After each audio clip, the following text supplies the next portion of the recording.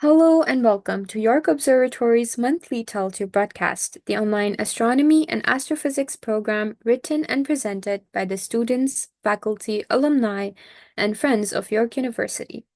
We are broadcasting live from the Alumni Carswell Observatory located at York University in Toronto, Ontario, Canada.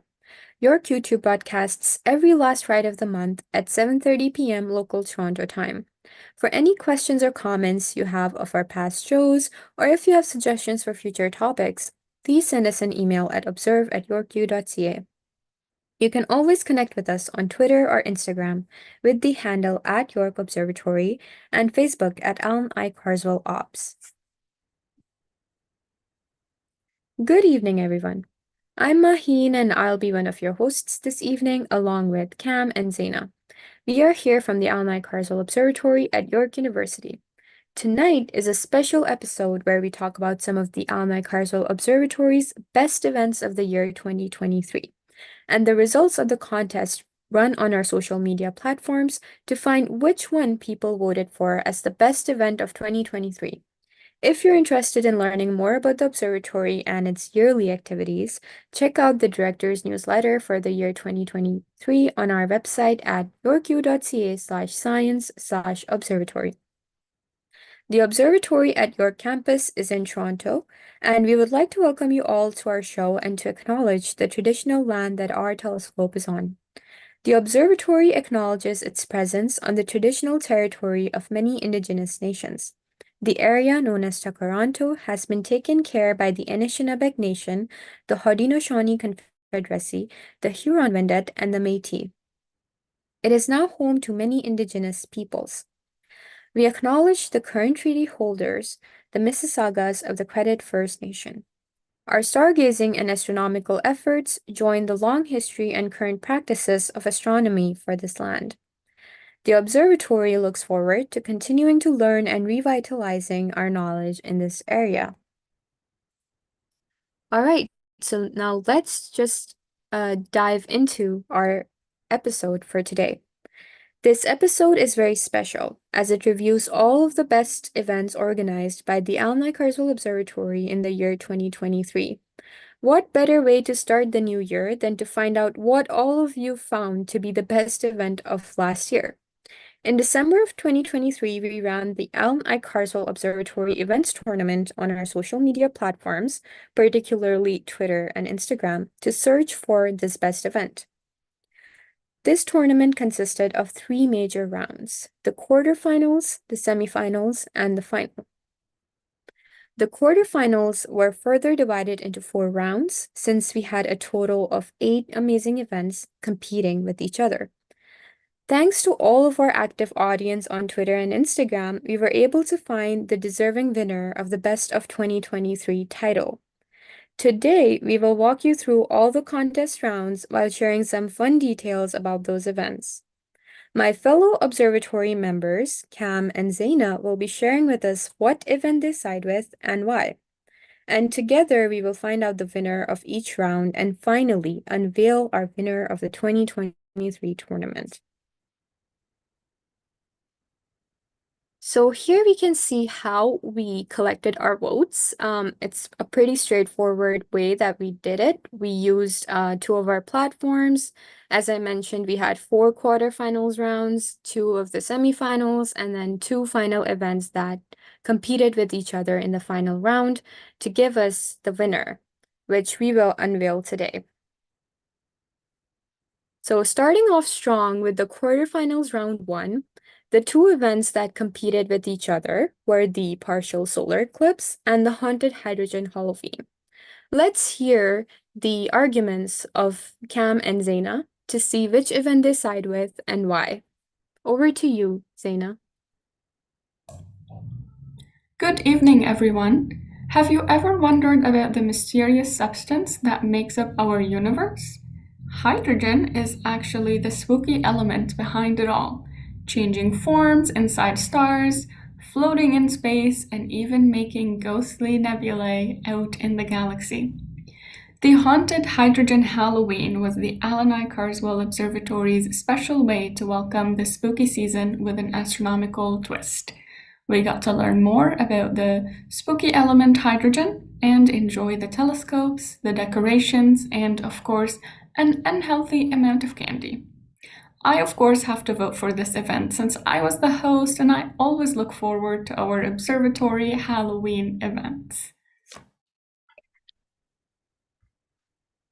I must say it was a very spooky event, but I feel like this next event was a very special one because we had a ring of fire in the sky called partial eclipse. On October 14th, this eclipse appeared like a ring of fire known as the annular eclipse. The moon is a bit farther away during these eclipses, so it will never fully block the light from the sun. The best visibility in Canada was in British Columbia, with almost 80% of the partial eclipse. But Toronto and the Island Castle Observatory still got a pretty good view from our atrium location atop the Yorkview Arboretum parking garage. Several observatory members grabbed pictures from different locations around the Toronto general area. It was a very cool eclipse that not even the scariest event could match, Zaina. I think both of the arguments are very strong. But at the end, it was really the votes of the people that counted. So let's see what people voted for and which event won our first ever round of this contest. And the winner is the partial solar eclipse. I mean, Yay! so Cam clearly won this round, but many more rounds to go. So let's see who wins the next one. The next round was the quarterfinals round two. And as you can see on this poster, the two events that competed in this round were the Science Rendezvous event and the Supernova M101. Now let's hear Cam and Zaina's sides on these events. Okay, I would like to start off by saying that 2023 marked the return of Science Rendezvous, an all-day event with the Alan I. Carswell Observatory. For the first time since the pandemic, the observatory was able to participate in the all-day street fair event held in Markham, Ontario for Science Rendezvous. This event saw hundreds of families, children, and participants coming over the course of the day to play the observatory astronomy game, receive henna constellation tattoos, which were temporary, of course, and learn about space and astronomy. It was a lovely day full of energy and sunshine. I will definitely vote for this event because I'm happy things are going back to normal after the pandemic. Okay, I'm going to be honest. That event was a really fun one. But the next participant in this tournament is the M101 supernova. This supernova appeared on May 19th in the Pinwheel Galaxy. It is the closest core collapse supernova in decades, called SN 2023 IXF. It is most likely a type 2 based on early spectroscopy results and was easily seen with a 1 meter. A type 2 supernova results from the rapid collapse and violent explosion of a massive star. This massive star must have at least 8 times the mass of the sun to undergo this type of explosion. So how cool is that? A student project to monitor the supernova was started on May 21st, and photometric data was collected by several members of the observatory student team from May through July. This supernova monitoring project provided students a direct connection to current research as well as some wonderful astrophotography. Also, a supernova happens on average every 50 years in the Milky Way. So I feel like the science revenue should step it up a little bit, you know? Strong arguments on both sides again. I have to side with the M101 supernova in this case. I don't know if we should be happy about stars dying, but it's so fun to look at. But let's see which event actually won. So the winner of the round two of quarterfinals is Supernova M101. So Let's go. I guess Cam was right. Science Rendezvous should step it up a little bit. I mean, either way, it was a really nice event. Um, so now moving on to the next round, which is the round three of quarterfinals. The two very fun events is the Green Comet and the Valentine's Day Tour, which were competing with each other. One of the events is more sciencey and the other one is more fun, but let's see what our our guests today have to say. On February 1st, comet C 2022 E3ZTF, a long name, I know, made its closest approach to Earth, and its position in the sky is such that Canadians and the Allen I. Carswell Observatory were in an ideal place to spot it. This comet, which was nicknamed the Green Comet, was discovered in March 2022 by Zwicky Transient Facility in San Diego, California.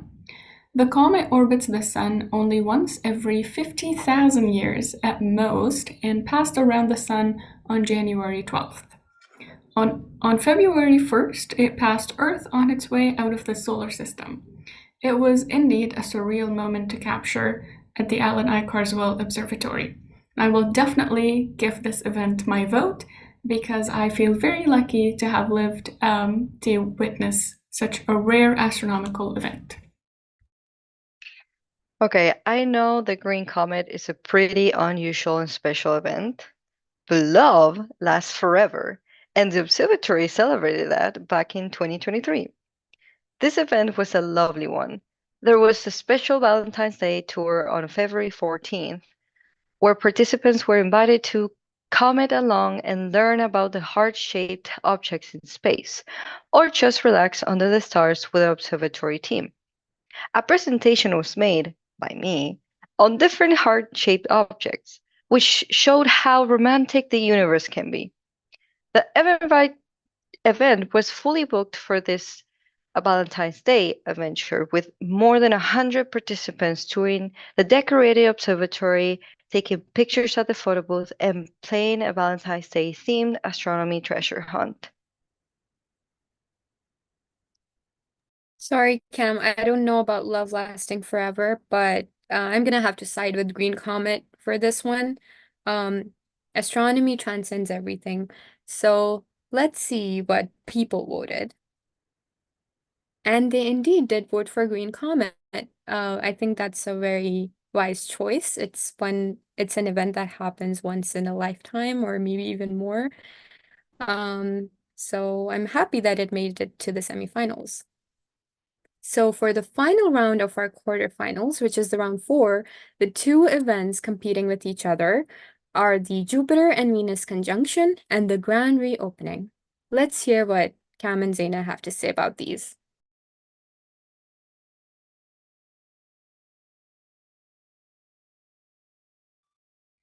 With respect to the Venus and Jupiter conjunction, I have to say that this major astronomical event saw the planets, of course, Jupiter and Venus, at their closest approach to each other on March 1st, when they were separated by just 29.4 arc minutes, or about half a degree. At an apparent width apart of a tiny fraction of a finger, this meant the two planets captured the imagination of skywatchers. Venus and Jupiter will have their next close approach on February 7th, 2032, when they will come to within 21 arc minutes, or around a third of a degree, of each other. Our observatory crew stayed up to catch these marvels of the sky using a wide field camera and a narrow view from outside the observatory. It was an unforgettable experience, and this event will definitely get my vote because it is very cool. I mean, how can you not vote for this? I agree that this event was very cool. However, the next participant in our tournament is the Allen I. Carswell Observatory Grand Reopening event. On Wednesday, September 6th, the observatory was officially open for business and outreach again. This reopening celebrates the finish of a grand renovation project at the observatory, including new robotic domes, new floors, and a new lounge area. In addition, we resumed in-person public tours of the observatory every Wednesday evening after sunset. The tour ran from 8 p.m. to 10 p.m., and it was a huge success as many people enjoyed going around the observatory and discovering things that they haven't seen before. The next good Venus and Jupiter conjunction is happening in about 17 years or so, but who knows when the next grand reopening will be. Good one, Cam. Um, I think these were the one of the two of the closest event competitions. So we had, as I will unveil, the winner for this round. It was Jupiter and Venus conjunction, of course. Um, 55% people voted for Jupiter-Venus conjunction, while 45% voted for the observatory grand reopening. So it was a very close match, but we do have a winner. And I think Zaina got this round. So congratulations, Zaina. We now move on to semifinals. So for the round one of semifinals, the two of the competing events were the partial solar eclipse and the supernova M101. I'm happy that they got shortlisted for the semifinal. These are amazing events. I will hand it over now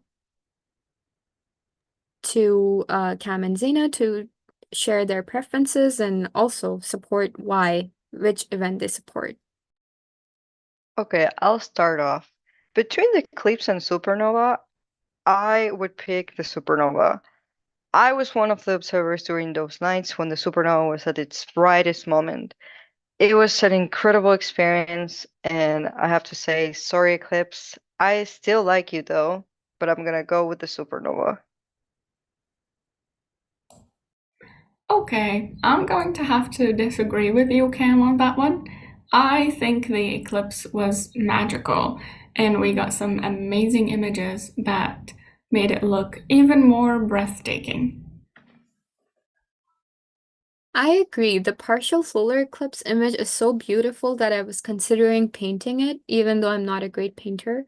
It's a very artistic image. But let's see which event people voted for. And the winner of the semifinal round one was Supernova M101. How great. Let's find its competitor for the next round. So for the semifinal round two, the two of our last but not the least events that were remaining are the Green Comet and the Jupiter-Venus conjunction. So we heard about them before, but let's see what arguments are Zaina and Cam have to support these events. And over to you. So between the Green Comet and Jupiter and Venus conjunction, I would pick the Green Comet because we were able to observe the comet in real time and it was very cool. I was part of the event, and the fact that we're not going to see it coming back in the next thousands of years makes me think that it is worth going into the finals. I'll I'll be around for the next Jupiter and Venus conjunction though, so I can wait.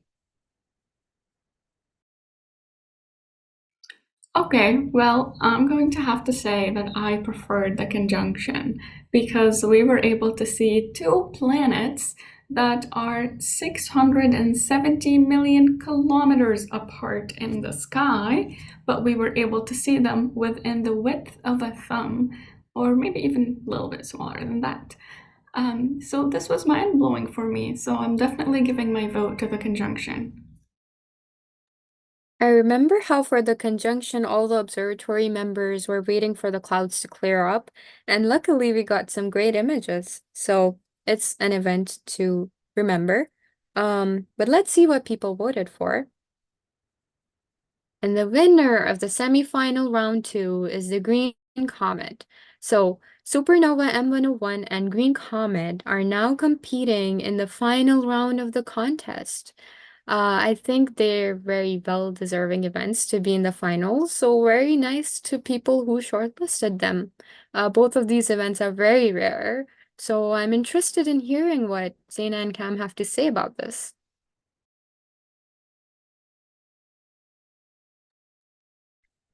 I feel like it's very difficult to decide. These two events are my favorites. And I will let the public decide because either of the two are very good candidates.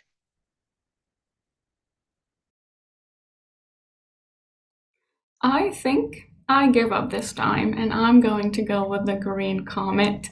I mean, it passes through our solar system once every 50,000 years, so I'm very lucky to have been alive for that. That's a very strong point. I mean, only having to see it after that many years, so we will not be able to see it ever again. I also support the Green Comet, but let's see what people chose. So we're about to find out the winner of our 2023 tournament uh, on our social media platforms in 3, 2, 1. And the winner is Supernova M101. Do you guys have anything to say about this? Well deserved. Yeah, well deserved indeed. I agree. Okay. Um, so since we are done with our events contest, and thankfully we have finally unveiled our winner. It's out now. Supernova M101 was the best event of 2023 at the Alani Carswell Observatory. I'm excited to find out which event will be the best one this year. So lots of events to come. So people should keep an eye out on our social media to see what events are organized at the Alani Carswell Observatory and definitely attend them so that if we conduct another contest, people can vote. And since we're done with our competition uh, and the review, I will now hand it over to Cam to close us off for the night. Thank you, everyone, for joining us. Thank you, Maheen. Well, everyone, you have been listening to the Allen Carswell Observatory monthly Teletube broadcast, the astronomy and astrophysics program written and presented by the students, faculty, alumni, and friends of York University. The hosts this evening have been Maheen, Zaina, and myself, Cam. All of our programs are free, but if you'd like to make a donation, see our website at yorku.ca/science/observatory. You can always connect with us on Twitter with the handle at York Observatory. And check out our website for show note, content, updates, and contact info at yorku.ca/science/observatory. Thanks for tuning in, clear skies, and have a good night.